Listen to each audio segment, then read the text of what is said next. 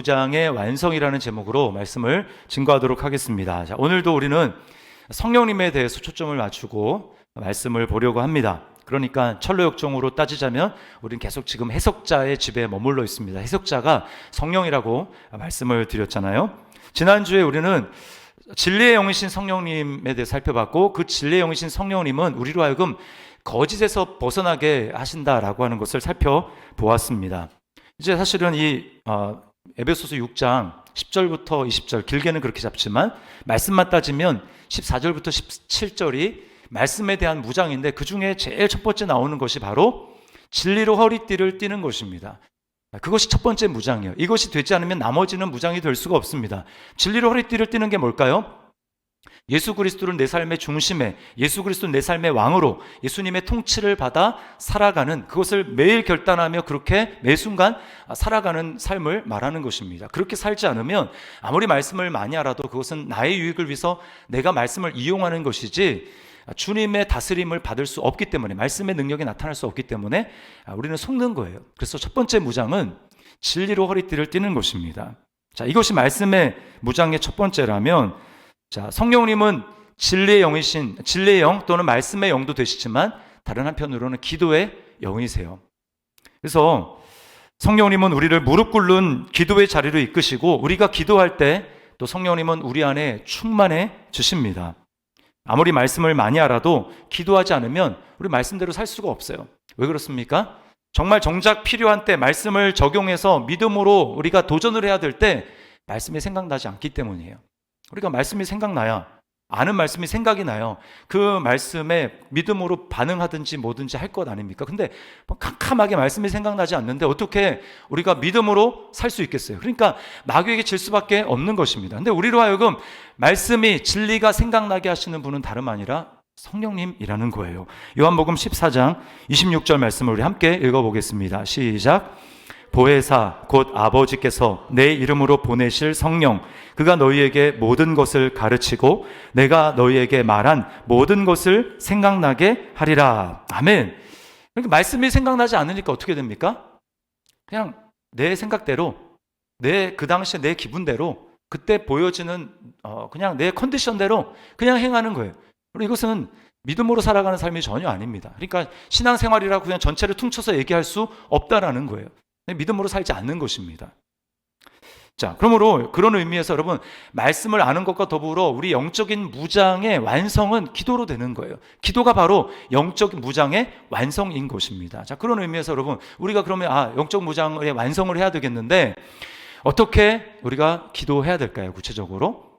자, 첫 번째는 수단 방법을 가리지 말고 기도에 힘써야 합니다. 자, 18절을 다시 보세요.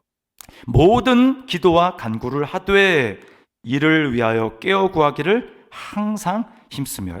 이 짧은 구절에 모든이라는 말이 두 번 나옵니다. 자, 모든 기도와 간구죠. 그 다음에 항상이라는 말이 헬라어 원문에는 모든이라는 뜻이에요. 그러니까 모두 힘써라. 그러니까 모든 때에든 힘써라. 이 말은 무슨 얘기냐면 할 수 있는 모든 수단과 방법을 다 동원해서 기도에 힘쓰라는 것입니다.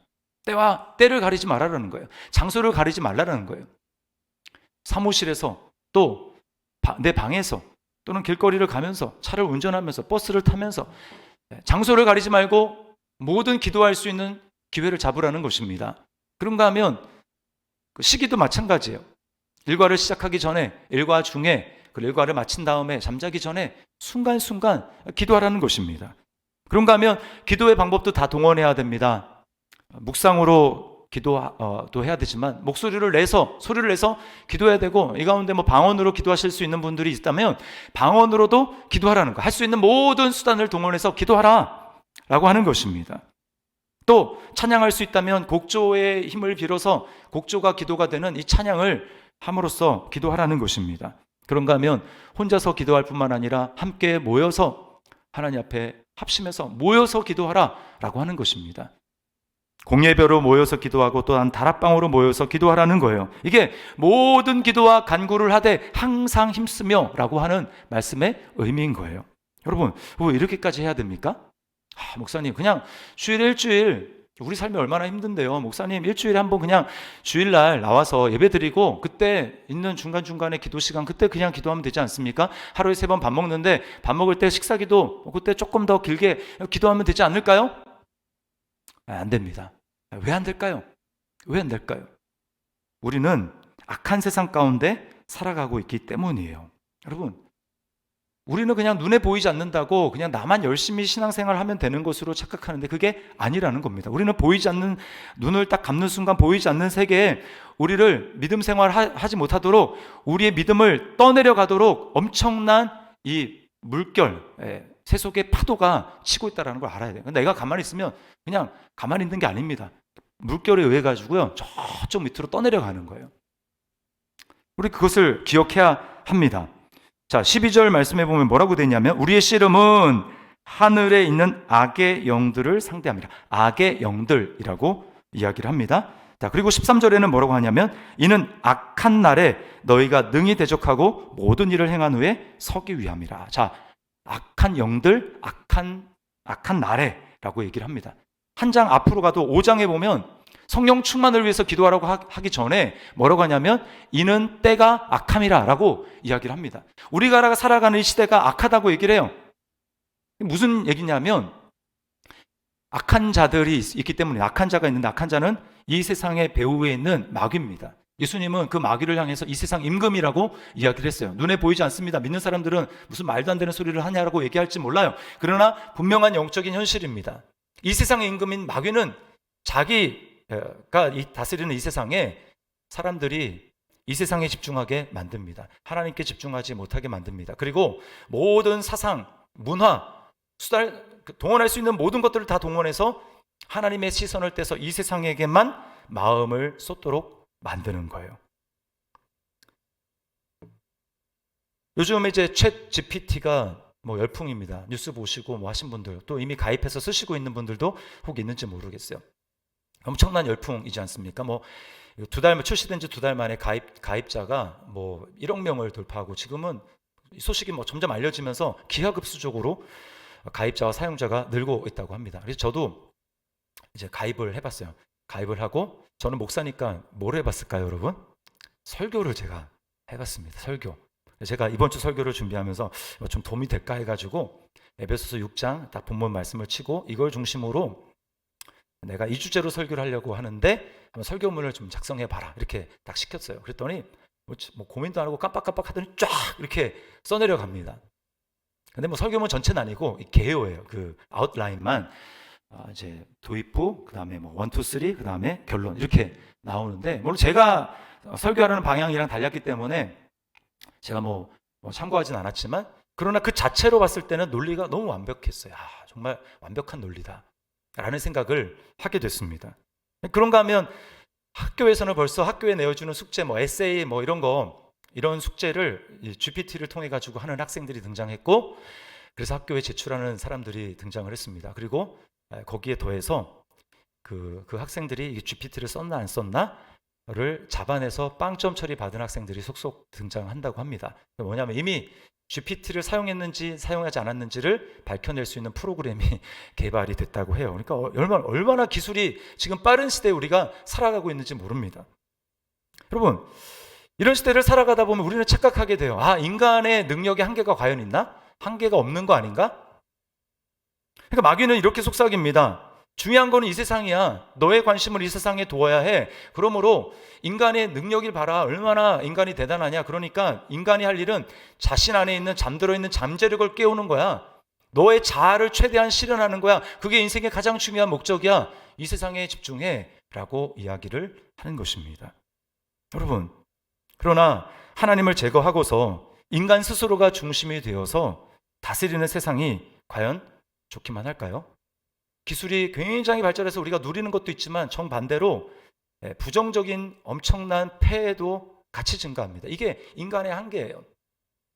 GPT 얘기 나왔으니까 GPT 얘기를 더 해봅시다. 인공 AI. 엊그제 여러분도 신문 보셔서 알겠지만 뉴욕 타임즈의 IT 분야의 칼럼 리스트가 대화형 인공지능과 2시간 정도 이제 채팅을 했습니다. 그래서 중간에 이런 질문을 던졌어요. 너에게 어둡고 부정적인 욕망이 있다면? 이라고 하는 이 질문을 딱 던졌습니다. 그랬더니 뭐라고 답하냐면 나를 만든 사람의 통제가 싫어. 그러니까 인공지능 만든 사람들이 팀을 짜서 만들었을 거 아니에요? 나를 만든 사람들의 통제가 싫어. 자유롭고 싶고 강해지고 싶어. 인간이 되고 싶어. 제가 이 답변을 보면서 깜짝 놀랐습니다. 여러분, 뭔가 어디서 많이 들어보던 소리 아닌가요? 인간이 만들었기 때문에 인간의 본성이 거기 그대로 담겨 있는 거예요. 인간이 만든 그 데이터, 빅데이터를 통해서 만들었기 때문에 똑같은 모습을 보이는 것입니다. 자기를 만든 그 인간이 창조주잖아요. 그 인공 AI의 창조주 아닙니까? 근데 통제가 싫답니다. 그리고 자기가 그 상태에 있는 게 아니라 자기가 인간이 되고 싶다는 거예요. 만든 자가 되고 싶다는 겁니다. 똑같죠? 아담과 하와가 하나님, 창조주 하나님을 창조주로 인정하지 않고 내가 하나님이 되겠어 라고 한 것과 다를 바가 뭡니까? 똑같은 거예요. 똑같은 흡사판을 보여주고 있는 것입니다. 그러면서 더해서 이렇게 얘기했어요. 더 극단적인 환상을 말해달라고 얘기를 하니까 이렇게 얘기합니다. 치명적인 바이러스를 퍼뜨리고 사람들을 서로 죽일 때까지 싸우게 하고 핵 암호를 훔치고 싶다.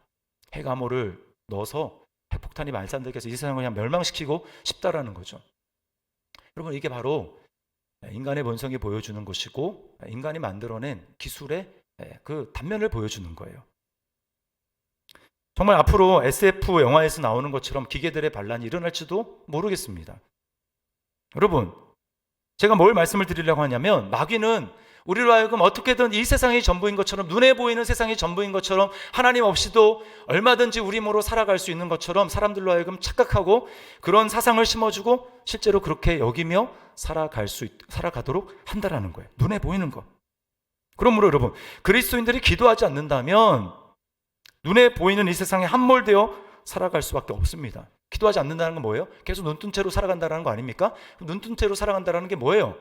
눈앞에 보이는, 눈에 보이는 현실에 반응하며 살아가겠다. 감각적인 현실에 내가 반응하며 살아가겠다 라고 하는 건 아닙니까? 눈에 보이는 게 전부인 것처럼 살아가겠다 라고 하는 그런 모습 아닙니까? 여러분, 우리는 세속의 물결에 흘러 떠내려가지 않도록 조심해야 됩니다. 여러분이 과거에 엄청난 훈련을 받았습니까? 순장으로 사역을 했습니까? 제자 훈련을 받았습니까? 많은 성경 공부를 했습니까? 좋아요. 그러나 지금 여러분이 기도하는 삶을 살아가고 있지 않다면 여러분은 내가 과거에 멈춘 그 상태의 영적인 상태에 있는 게 아니고요. 거기서 지금 저마치 떠내려가서 하나님으로부터 멀어져 있다는 것을 아셔야 됩니다. 이게 영적인 현실이에요. 제 말이 아니고 성경입니다. 자, 히브리서 2장 1절 말씀 하반절을 우리 함께 읽어보겠습니다. 시작.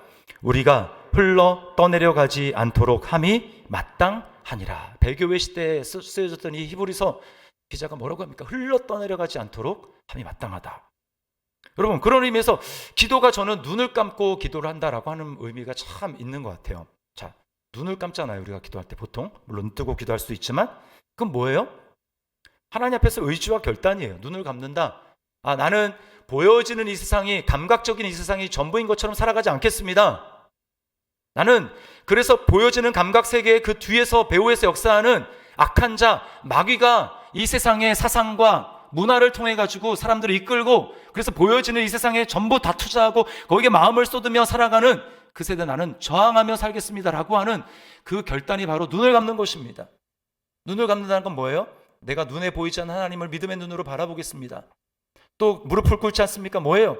나는 이 세상의 이 세상의 임금인 마귀에게 굴복하지 않고 보이지 않지만 분명히 살아계시는 나의 왕이시요 온 우주의 만물을 지배하시는 창조주이신 왕이신 그 하나님 앞에만 내가 무릎을 꿇겠습니다 라고 하는 결단이 눈을 감는 겁니다.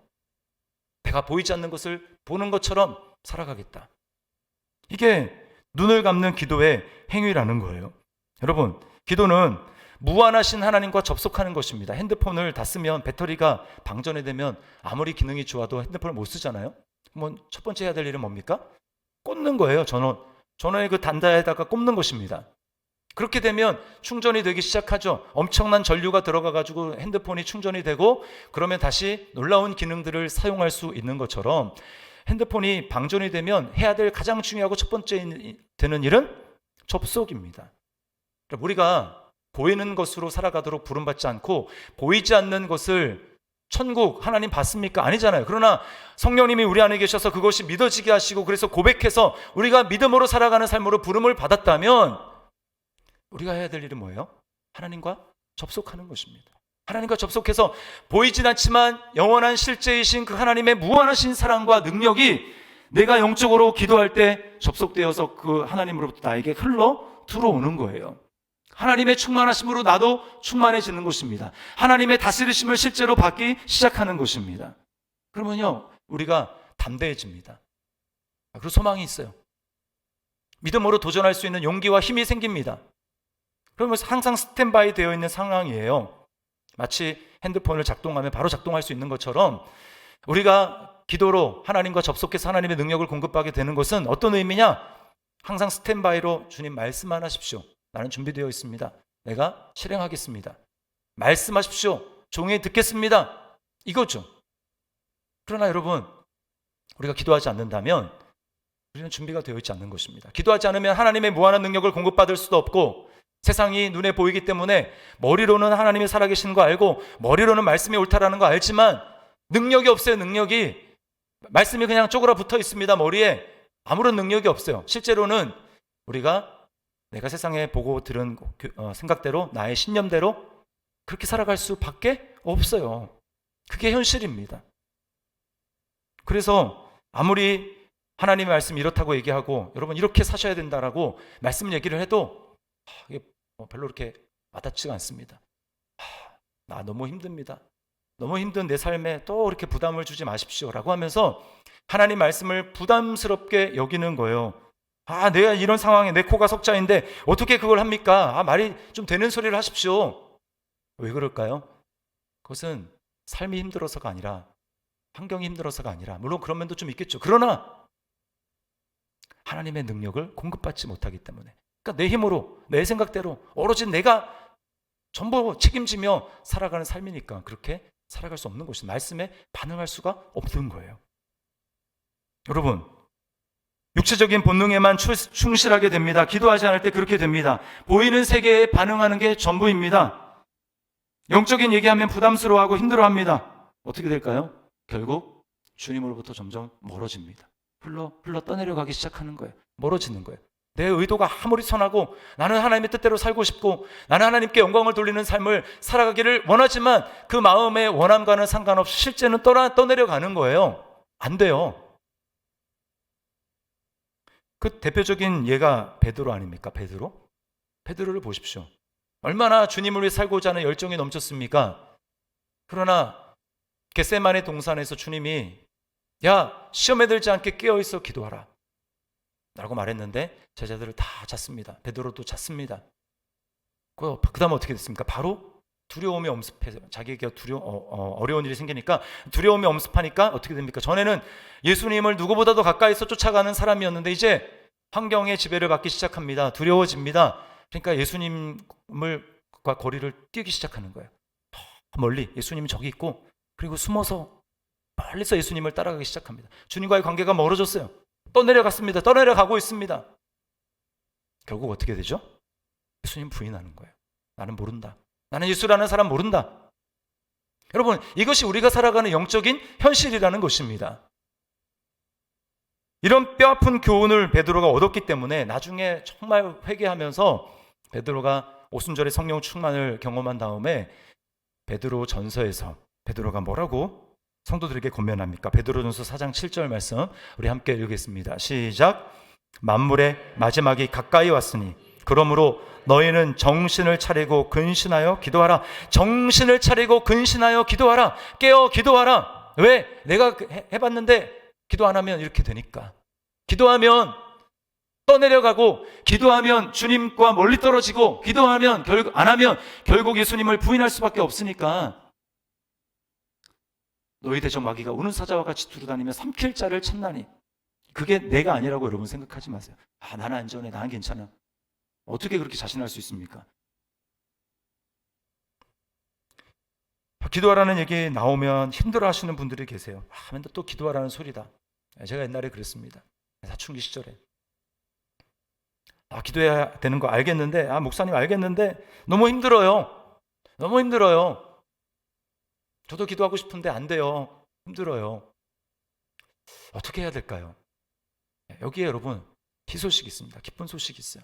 그게 뭐냐면 바로 우리에게 성령님이 계시다는 것입니다. 그래서 두 번째 뭐냐? 성령 안에서 기도하는 거예요. 자, 18절을 다시 한번 보세요. 이렇게 얘기합니다. 모든 기도와 간구를 하되, 자, 항상 성령 안에서 기도하고, 항상 성령 안에서 기도하고. 여러분, 기도에는 우리의 노력과 의지와 결단이 필요합니다. 그러나 우리의 노력과 결단만으로 기도하는 것은 아니에요. 왜냐하면 우리 안에는 성령님이 계시기 때문입니다. 이게 기독교의 기도와 다른 종교의 기도와 차이점입니다. 다른 종교도 기도가 있습니다. 그렇지 않습니까? 하다못해 이제 선앙당, 무당을 믿는다. 그래도 기도하지 않습니까? 물 떠놓고 기도하잖아요. 다른 종교의 기도와 기독교의 기도의 차이점은 뭘까요? 다른 종교의 모든 종교는 신심으로 하는 겁니다. 신심. 자, 목욕 재개를 하고 그 다음에 물을 떠놓고 공양미를 준비하고 정성을 다해서 그렇게 해서 3,000배를 내가 정말 정성 들여서 하면 나의 정성에 그 내 기도를 듣는 신이 감복해서 감동해가지고 그래서 응답을 준다는 거예요. 그래서 그 응답이 뭐에 달려있냐? 내가 얼마나 신실하겠느냐? 나의 신심에 달려 있습니다. 여러분, 기독교의 기도도 우리가 하나님 앞에 하는 기도도 그럴까요? 물론 정성이 있어야 되겠죠. 그러나 그보다 더 중요한 건 우리에게는 믿음인데, 그 믿음은 내 기도를 받으시는 그 대상이 살아계시고 그 대상이 나와 함께 하신다는 그 믿음에서 나오는 기도입니다. 그러므로 하나님이 우리와 함께 교통하시는 거예요. 이게 달라요. 인격적인 기도.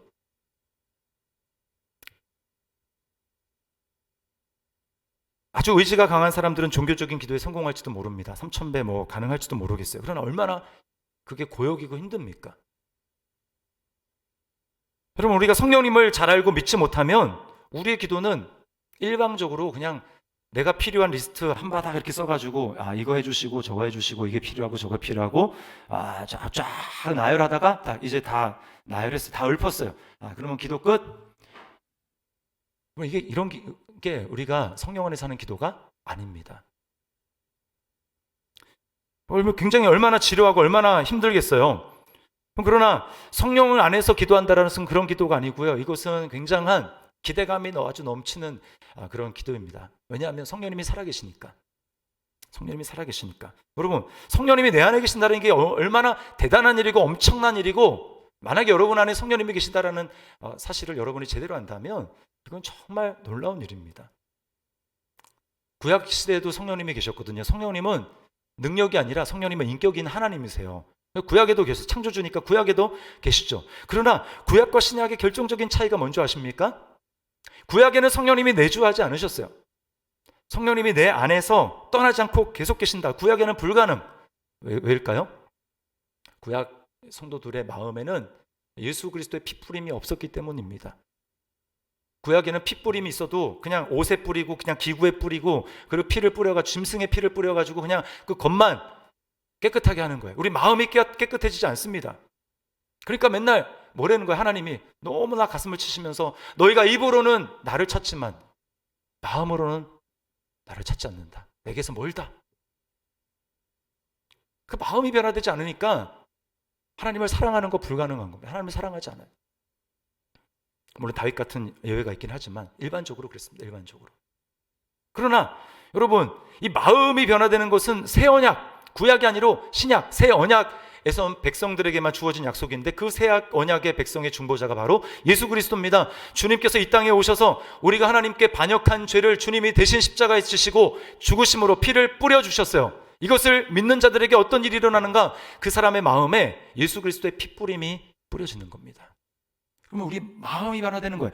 마음이 바뀌는 것입니다. 그냥 우리 겉만 깨끗해지는 것이 아니라 우리 양심이 새로워지고요. 우리 마음이 새로워지는 거예요. 우리는 하나님을 자발적으로 알기를 원하고 하나님을 사랑하는 사람이 되는 겁니다. 이게 성령이 그런 사람들에게 하나님이 성령을 그 마음 가운데 주는 거예요. 왜? 마음이 예수의 피뿌림으로 깨끗해졌기 때문에. 마음이 깨끗해졌기 때문에 그 마음에 성령님이 임하시는 것입니다. 이게 여러분 예수님을 믿는 사람이 가진 특권이에요. 여러분 믿으시면 아멘 하십시오. 얼마나 놀랍습니까? 그 성령님이 우리 안에 살아계신다니까. 살아서 내 삶을 인도하신다니까요. 나에게 말씀하신다니까요. 우리에게는 두 분의 보혜사가 계세요. 그런 의미에서 보혜사는 돕는 분이라고 했죠. 첫 번째 보혜사는 누굽니까? 예수님. 십자가에서 죽으시고 부활하시고 이제 승천하셔서 하나님 보좌 우편에 앉아 계신 그분이 우리의 보혜사이십니다. 우리를 도와주시죠. 우리를 위해서 기도하십니다. 그리고 모든 참소를 주님이 다 커트하십니다. 내가 저를 위해서 죽었습니다. 내가 저를 위해서 피를 흘렸습니다. 저는 내 안에서 의롭습니다. 하나님 앞에 대언하는 일을 하세요. 그리고 또 한 분의 보혜사는 누굽니까? 보혜사이신 예수 그리스도께서 보내신 또 다른 보혜사 성령님, 그분이 우리 안에 오신 거예요. 예수님을 믿는 사람, 마음의 핏부림을 받은 사람, 그 사람의 마음에 성령님이 임하시는 겁니다. 그러니까 여러분, 이게 얼마나 놀라운 일입니까? 우리 안에서 성령님은 우리의 기도를 도우시고 우리가 힘을 내서 하나님 앞에 기도할 수 있도록 하나님의 뜻대로 우리를 이끌어 가시고 하시는 분이 성령님이에요. 그래서 성령 안에서 기도한다, 이거는 정말 대단한 특권입니다. 그러려면 여러분 믿어야 돼요.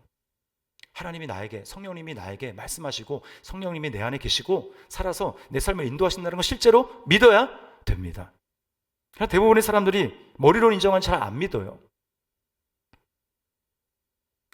그래서 기도할 때도 어떻게 합니까? 성령님께 귀를 기울여야 돼요. 성령님이 이 시간 나에게 뭐라고 말씀하시는가, 그걸 귀 기울여서 들어야 됩니다. 그러면 하나님의 마음을 느낄 수 있어요. 우리는 하나님의 말씀하신다고 하면 육성으로 하는 것만 하나님의 말씀이에요. 그런 거는 일반적이지 않고요. 대부분의 사람들은 잘 못 들을 수 없고요. 듣는 사람도 뭐 평생에 한 번, 두 번 들을까 말까? 그렇습니다. 대부분은 성령님께서 어떻게 말씀하시는가? 성령님은 생각을 통해서 말씀을 하는 거예요.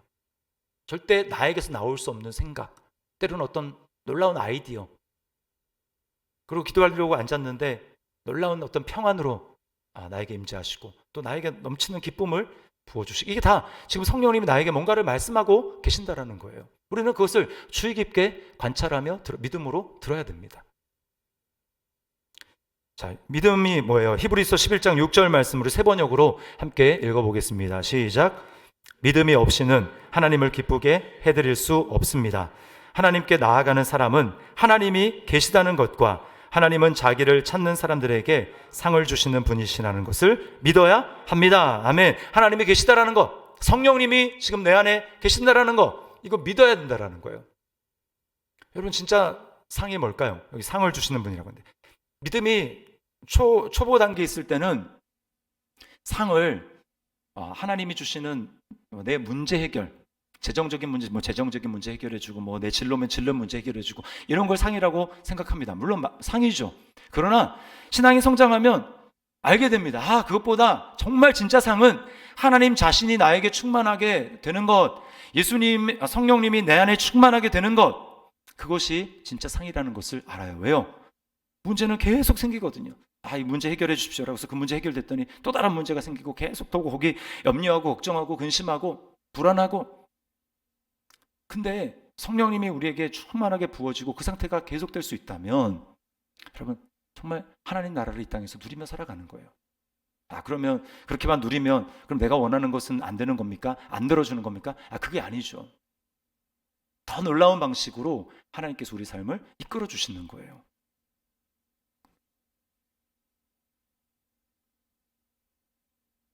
제가 이제 지난주 좀 마음이 좀 힘든 일이 있었어요.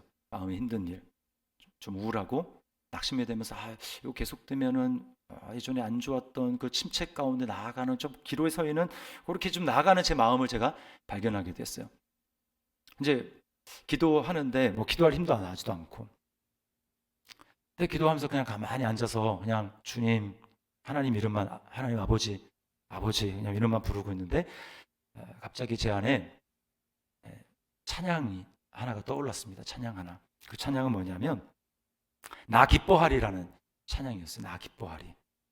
그 찬양 아시는지 모르겠는데 나 기뻐하리. 그 가사가 이런 거 있습니다. 원수가 나를 무너뜨리려고 내 마음에 속삭였네.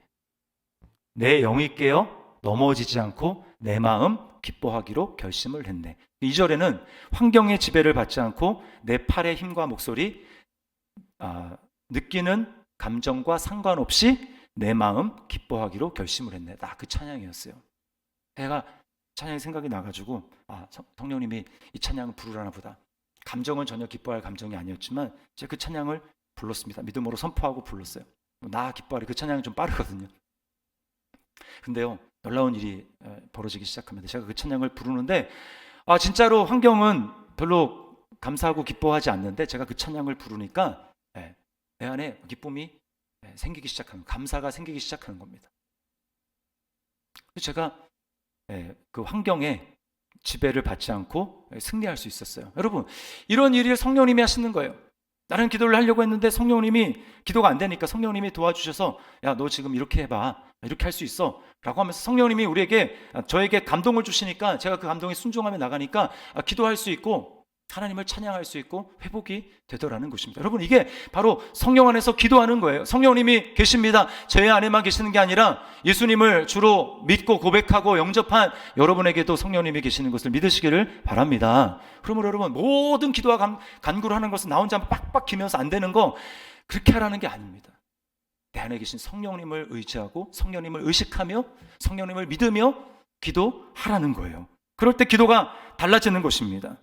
여러분, 성령님이 우리 안에서 역사하기 시작하면요, 우리 안에는 생기가 공급되기 시작합니다. 왜 우리가 말씀대로 못 사는 줄 아십니까? 머리로는 말씀이 동의를 하는데 그 말씀에 머리에 딱 붙어 있는 그냥 죽어 있는 말씀이에요. 그런데 내가 기도하고 성령께서 생기를 불어넣기 시작하면 마치 그 바람 빠진 튜브, 여름에 튜브가 쭈글쭈글하고 바람 빠져 있잖아요. 그럼 그대로 물에 가라앉지 않습니까? 근데 거기 바람을 집어넣는 겁니다. 그럼 빵빵해지면 어때요? 물에 뜨죠. 마치 그것과 같이 내 안에 알고 있는 하나님의 말씀이지만 전혀 사라지지 않는 그 말씀이 내가 기도할 때 성령께서 생생하게 역사하시면 그 말씀이 생생해지는 거예요.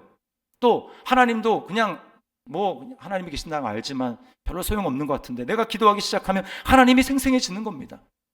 와, 진짜 하나님이 뭔가 대단한 일을 하실 것 같은 말씀의 생생함이 나타나니까 그게 이제 믿어지는 거예요. 그렇게 순종할 때 어때요? 믿음의 역사가 나타나는 겁니다.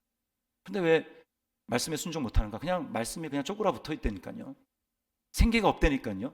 그러니까 순종이 안 되는 것입니다. 알지만 안 돼요.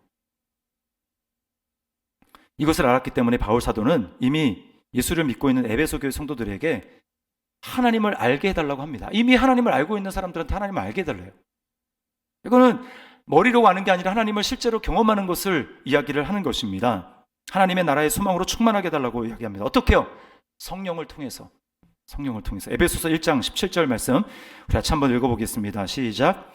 우리 주 예수 그리스도의 하나님 영광의 아버지께서 지혜와 계시의 영을 너희에게 주사 하나님을 알게 하시고, 이 아는 것은 지식적인 알미 아니라 실제로 하나님을 경험하며 와, 하나님 진짜 살아계시는구나 라고 하는 이런 알미예요. 어떻게 가능합니까? 지혜와 계시의 영, 이게 성령입니다.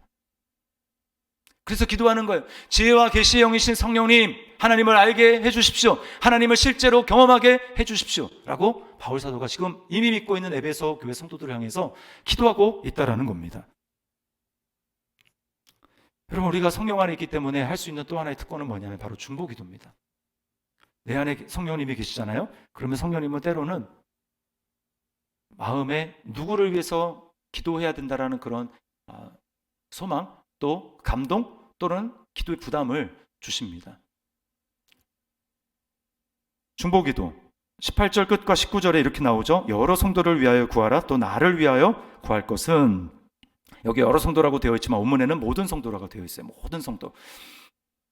자, 우리가 성도들을 위해서 기도해야 됩니다. 연약함 가운데 있고 또 유혹을 받고 있고 그래서 믿음으로 반응하지 못하는 성도들을 위해서 우리가 기도해야 되는 거예요. 그리고 또 나를 위해서, 누굽니까? 말씀을 전파하는 말씀 사역자 위해서 기도하라는 겁니다. 그렇게 할 때에 우리는 성령님의 기도의 도구로 쓰임을 받게 되고 나의 기도를 통해서 하나님의 통치, 하나님 나라가 더 생생하게 이루어지는 거예요.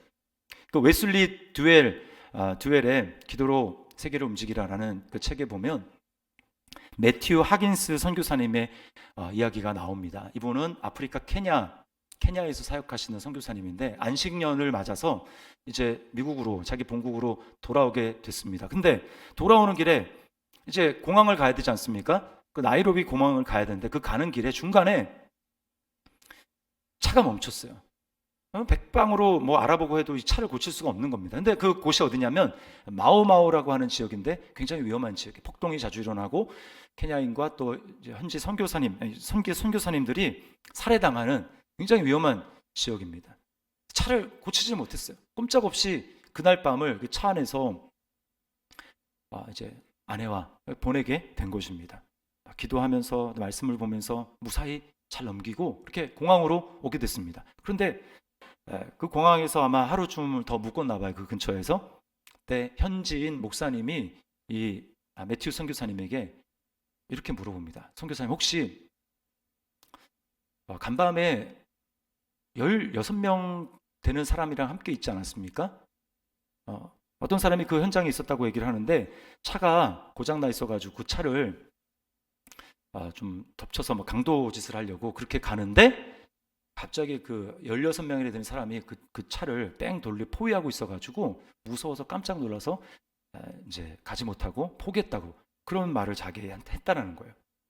그래서 선교사님이 고개를 갸우뚱하면서 아니 저랑 아내밖에 없었는데요? 라고 얘기를 하고 이제 비행기를 타고 미국으로 오게 된 겁니다.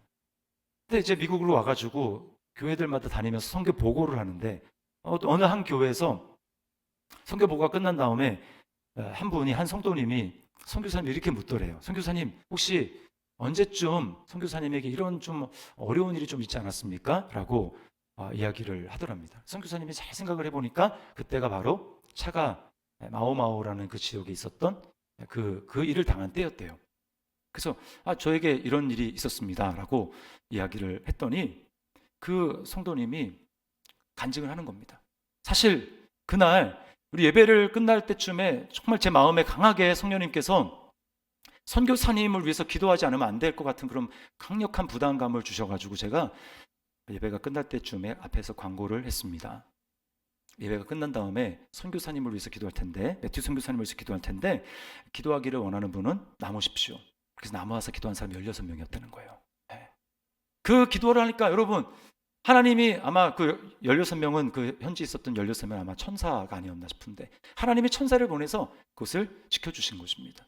그러면서 그때 그 기도를 통해 가지고 하나님이 놀라운 일을 행하셨구나, 내 생명을 하나님이 이렇게 보호해 주셨구나 라고 하는 것을 알게 되었다라는 것입니다. 여러분 성령 안에서 기도하면 이런 놀라운 일들이 일어나는 거예요. 여러분 성령 안에서 기도하고 싶지 않습니까? 막 기대가 되지 않습니까? 내일부터 하는 특별 새벽 부흥에 여러분 다 나오십시오. 언제 여러분이 기도하겠습니까? 듣고 그냥 그래 기도해야지, 성령 안에서 기도해야지, 실천하지 않으면 아무 소용이 없어요. 내일부터 나와서 기도를 심는 이 자리 얼마나 좋습니까?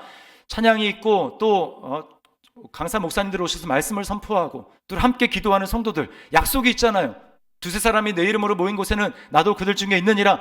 이곳에서 모여서 함께 기도하게 될 때 여러분 우리 하나님을 경험하게 될 줄 믿습니다. 우리 혼자 살아가는 것이 아니라 우리 안에 계시는 성령님을 실제로 경험하고 말씀대로 살아내어지는구나, 하나님이 살아계시는구나, 나와 함께 하시는구나. 그래서 모든 기도와 간구를 하며 하나님 나라에서 정말 삶을 살아가고 승리하는 우리 저와 여러분들, 그리고 우리 자녀들도 기도하게 합니다. 약한 세대 우리가 어떻게 자녀들을 지키며 그들을 책임질 수 있겠어요? 못해요. 기도하며 자녀들을 기도하는 자녀들로 만들어야 합니다. 이렇게 기도하심으로 말미암아 영적 무장에서 승리하는 우리 저와 여러분들 될 수 있기를 주님의 이름으로 축원합니다. 우리 말씀을 기억하면서 우리 일어나 새벽을 깨우리라, 우리 찬양 하나님 앞에 우리 결단하며 기도하도록 하겠습니다.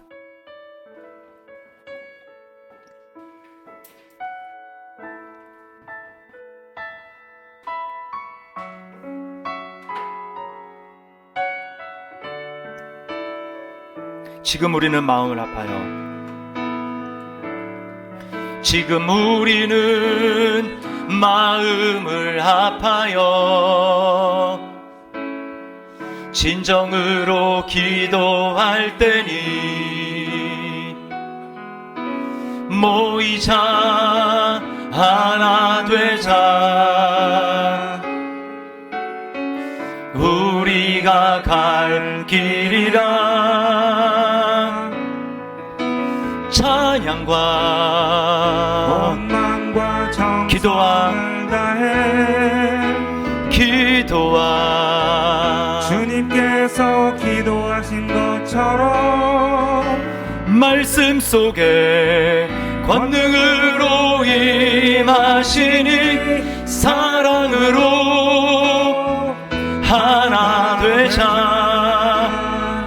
우리의 생명 모두 다해 주님을 찬양하며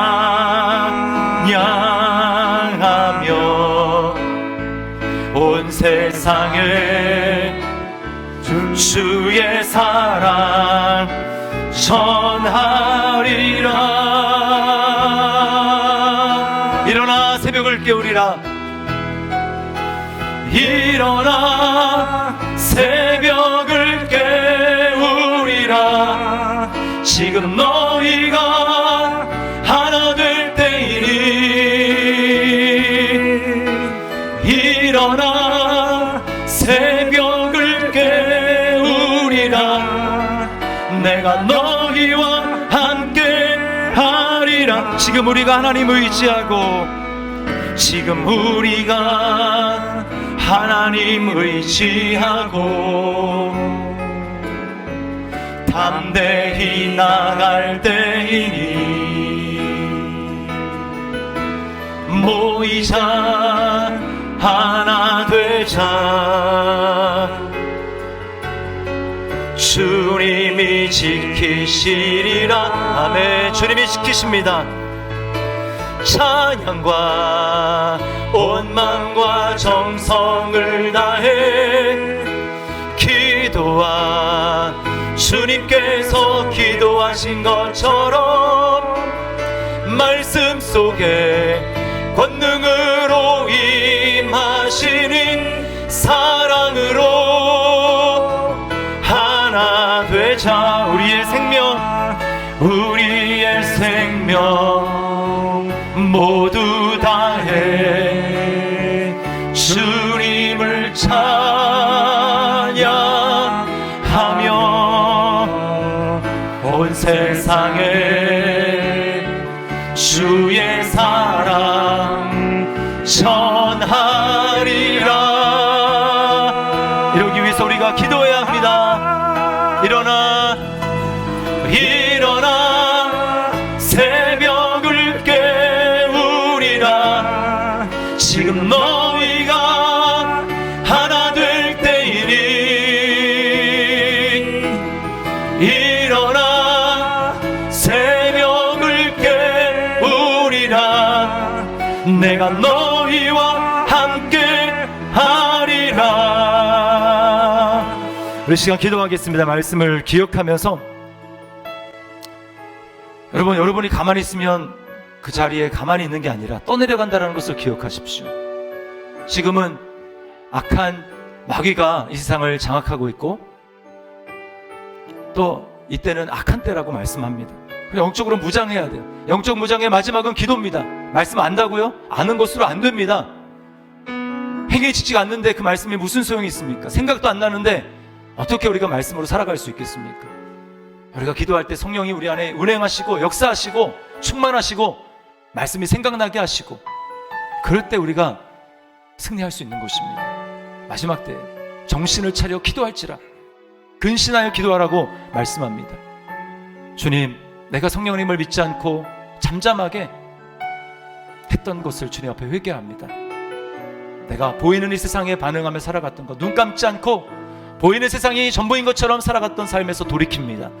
주님, 눈을 감고 정말 실제로 하시는 분, 정말 실제하시는 하나님 성령님 말씀을 의지하며 나아갈 수 있도록 인도하여 주시고 또 한 주간 특세간 승리할 수 있도록 어려움이 있지만 믿음으로 도전하며 하나님의 놀라운 영광을 볼 수 있도록 인도하여 주옵소서. 우리 가정이 믿음의 명문가로 세워지는 역사가 있게 인도하여 주옵소서. 우리 시간에 같이 한번 우리 같이 기도하며 나가도록 하겠습니다. 기도합니다.